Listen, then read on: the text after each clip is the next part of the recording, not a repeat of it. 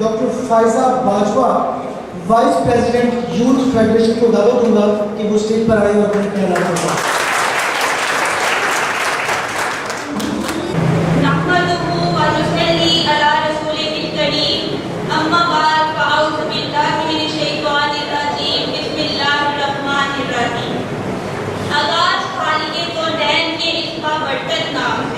جس کے قبضۂ قدرت میں ہم سب کی جان ہے. میں vice chairperson doctor Shahnaz Khan sahib, مرکزی رہنما جناب مقصود خان صاحب اور ہر دل عزیز صدر ڈرافٹنگ یوتھ فیڈریشن عبد الرحمان صاحب کو اس عظیم الشان کنونشن میں خوشامدید کہتی ہوں اور کامیاب کنونشن کروانے پر پارٹی قیادت اور انتظامیہ کو مبارکباد پیش کرتا ہوں. جناب اعلیٰ، سوشل میڈیا کے استعمال پر جہاں اس پر تنقید کی جاتی ہے، وہی اس معاشرے پر اس کا مثبت کردار بھی مد نظر رکھا جانا چاہیے. خواتین و حضرات، میں جس معاشرے میں پروان چڑھی وہاں ایک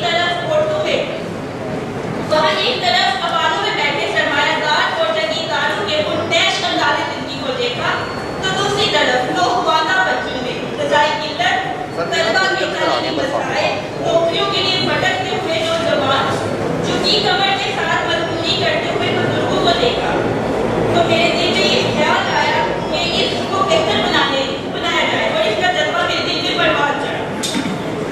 میرا دل ہمیشہ اس انتظار میں تھا کہ اس پسے ہوئے طبقے کی آواز بلند کرنے والا مرد بیدار نمودار ہو اور میں اس کارواں میں شامل ہو کر اپنا حصہ اس ملک کو قوم کی خدمت کے لیے ادا کروں.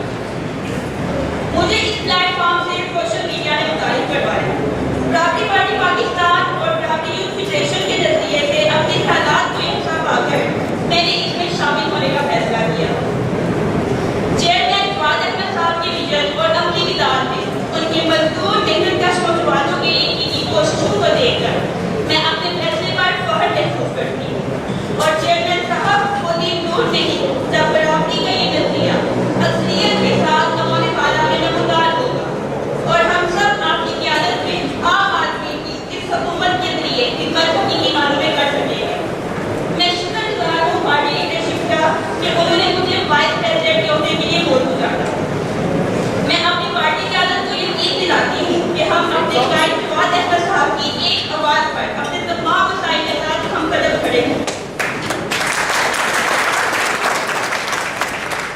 میں آپ سب کی شکر گزار ہوں کہ آپ نے اپنی شرکت سے اس کنونشن کو کامیاب بنایا اور امید کرتی ہوں کہ آگے بھی بناتے رہیں گے. میں ایز وائس پریزیڈنٹ برابری یوتھ فیڈریشن آپ سب کو دعوت دیتی ہوں کہ اگر آپ اس ملک کو قوم کی خدمت کرنا چاہتے ہیں تو آئے